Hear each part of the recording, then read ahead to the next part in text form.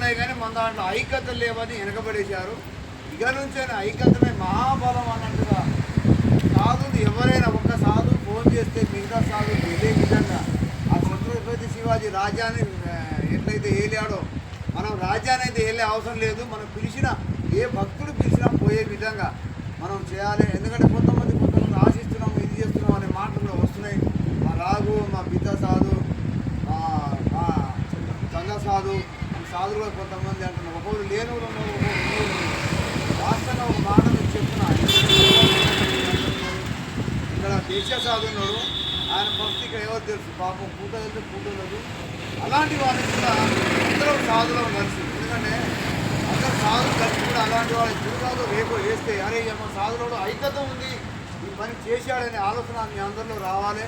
మనం అంత గొప్పలం కావాలని అవసరం లేదు. ఒక పేదోడికి దేవుడికి మనం సాయం చేస్తే కూడా ఆ భగవంతుడు గుడియాబాబు, బాలాజీ, మేళామోహని, తులదాదేవి ఈ అన్ని ఆశీస్సులు మీ అందరి మీద ఉండాలి.